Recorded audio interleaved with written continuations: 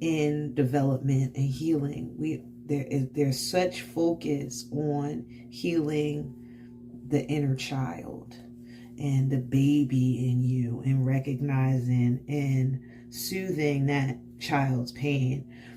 But somebody came after them who has feelings and needs that also need to be reconciled. All right. It's the pre-meeting. It's wash day, whenever. It's bleach day. Yay! So that means we have to plot the course and plan and overplan. And then we just say, fuck it, right? So we section and then I bleach it, right? So I have a little meeting with myself, as I do. First of all, in that meeting with myself, aside from the sectioning, I usually ask, is this really something you want to commit yourself to all day? Because if wash day alone, without any hair care, takes forever, takes multiple sessions of alone time with me, then bleaching takes almost twice as long. So I have to make sure that I'm ready for that. I'm ready for that kind of contact with myself, with that kind of retreat away from everything. And sometimes it's like I got to do it. I don't have a choice. But I've made an effort, since like a genuine effort to give myself less of those I don't have a choice moments, because I make my life and I make time for the things that I want to make time for. So I try not to let my hair get to a point where it's like, ugh, you gotta do it now. That also came from actually liking the state of it, enjoying the process of doing it, and not being so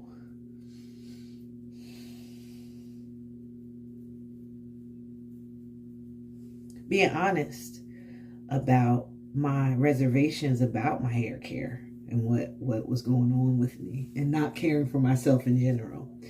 And now that I recognize all those things and those struggles and am working to reconcile, this is how I'm doing it. And also, not only reconciling the need to care for myself, but feeding the wild young one in me. We always talk about, not we, they, people in development and healing. There's such focus on healing the inner child and the baby in you, and recognizing and soothing that child's pain. But somebody came after them who has feelings and needs that also need to be reconciled. And I think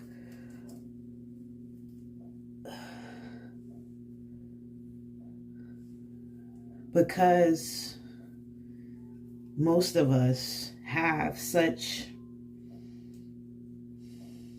complicated relationships with our teenage self, it's hard for us to recognize that that teenage self needs healing. B, that teenage self was an asshole of your own making, of your own choice, right? But also that pretty much everybody was at that time in their life, because that's what adolescence is. And a lot of us, especially those of us who didn't experience the childhood that they deserved, that every child deserves, one that is full of love and understanding and compassion and care. That's all of us. Every child, born or not, deserves love, care, and compassion. So, if you didn't experience the childhood you deserve, and you recognize that now in your adulthood, and you've worked to soothe that part of yourself, recognize that it doesn't stop there. You can soothe baby you. You can soothe baby you, but eventually baby you is going to grow up as you continue to. And what are we doing to soothe the one that comes after, that comes behind the baby you, right? And we're back in section. Our chemicals are mixed, so we are ready. And we start at the back because that is what several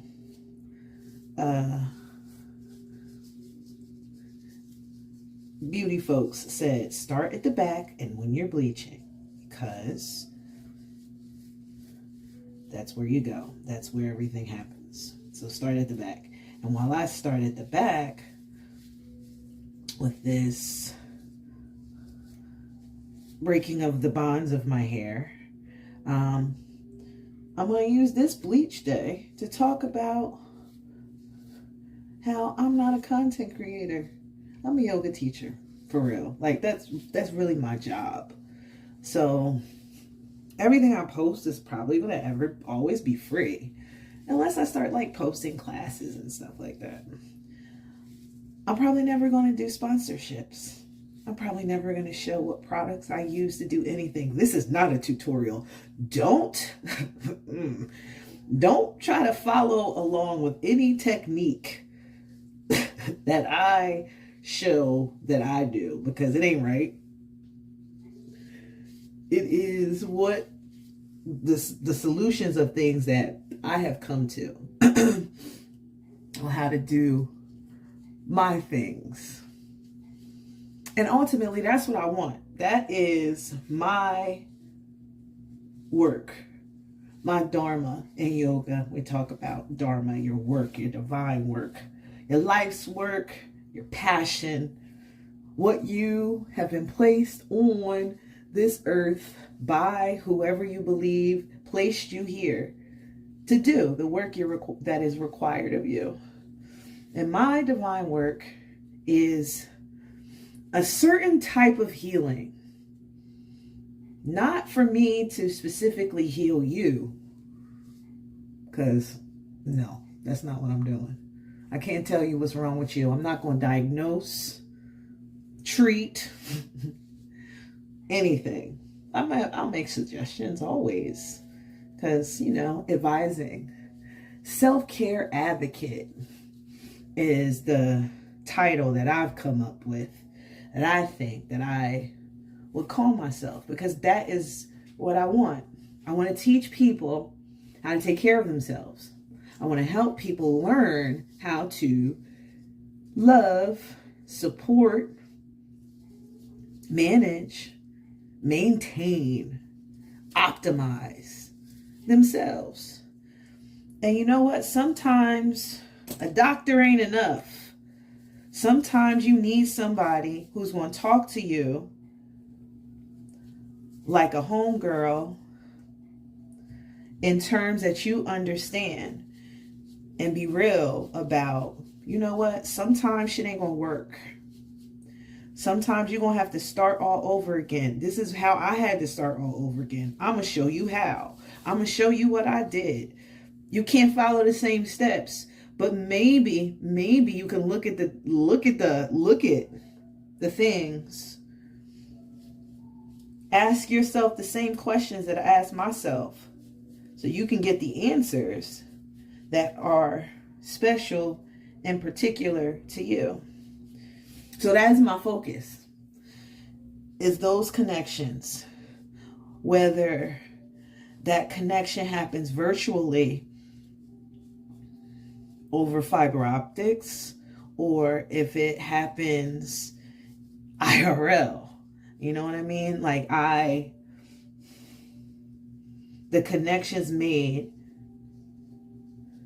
in my capacity as a yoga teacher are the ones that matter.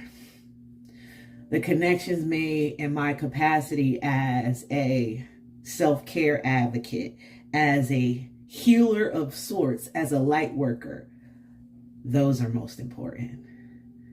This is just gravy. It's fun stuff.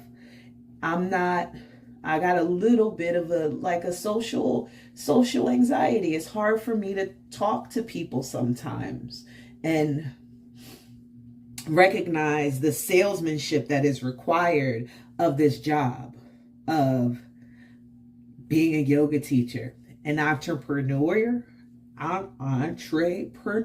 that kind of thing, whatever. That takes a level of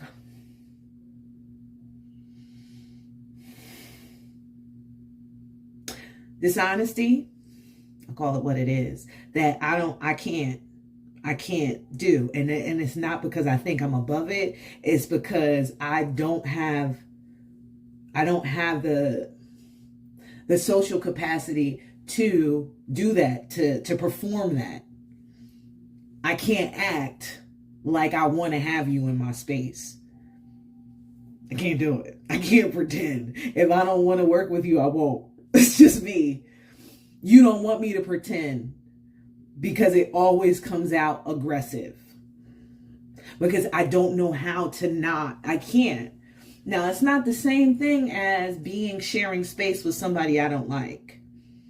I can absolutely be civil. I am a mature adult. I'm a Black woman who went to private school in central New Jersey.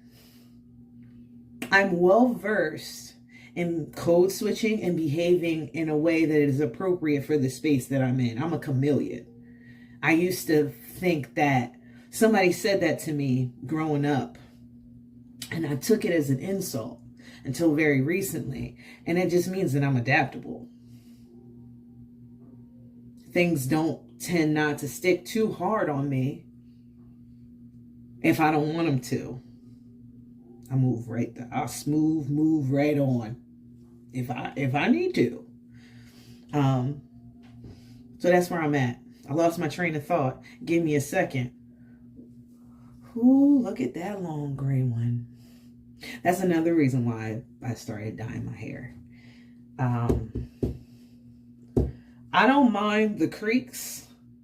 I don't mind the aches and pains. I don't mind the flub that's never going to go away. Don't mind none of that. This gray hair for the birds. And not that I don't want to have gray hair. I can't wait for it all to be gray, so I can look like Storm from X-Men. Because I'm that age. So of course, I grew up playing Storm in the playground. And having her be my feminist icon. Just all angst. Speaking of angst, I was talking about, as we were sectioning, about healing and the reason and arrested development. Oh, look at me. And how a lot of folks on healing journeys spend a lot of time focusing in on what the healing baby you. But then it kind of stops there. We don't often continue that healing on through into middle school you, teenage you, like all of that, right? We gotta heal all of the self, because it didn't stop hurting when you got to high school. Your responses to it changed. And a lot of those changes in responses worsen ties that bind you.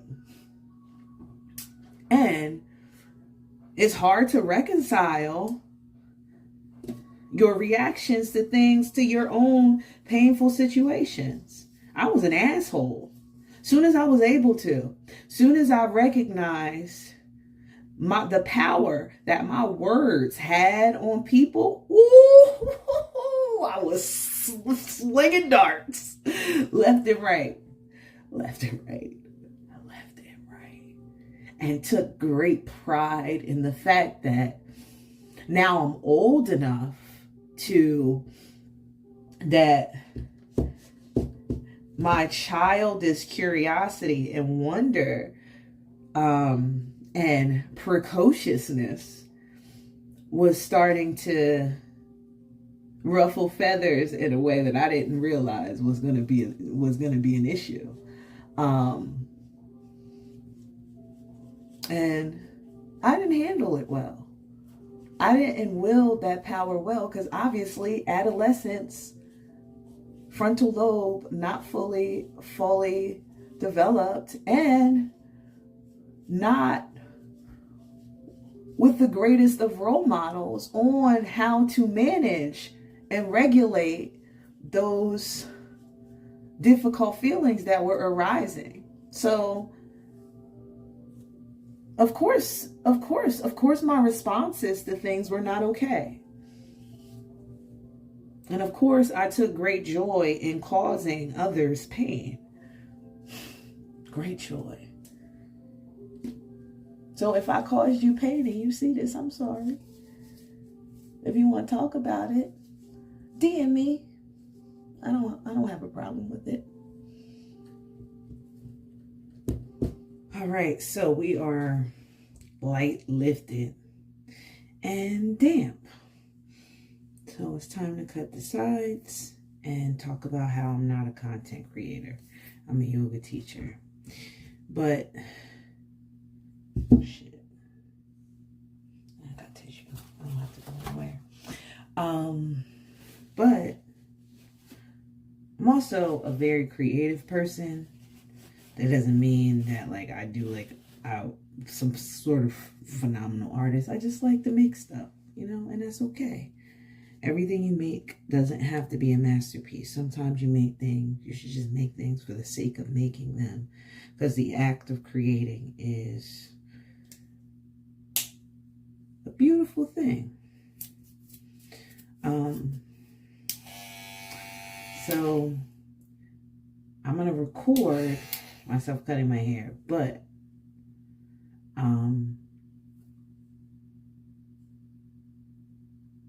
no audio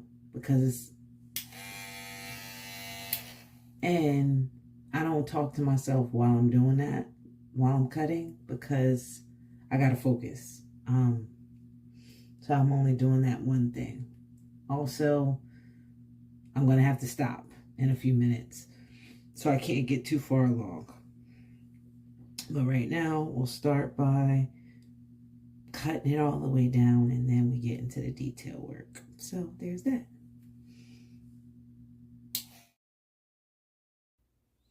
The color's up next because nobody wants to watch 6 hours of me standing still.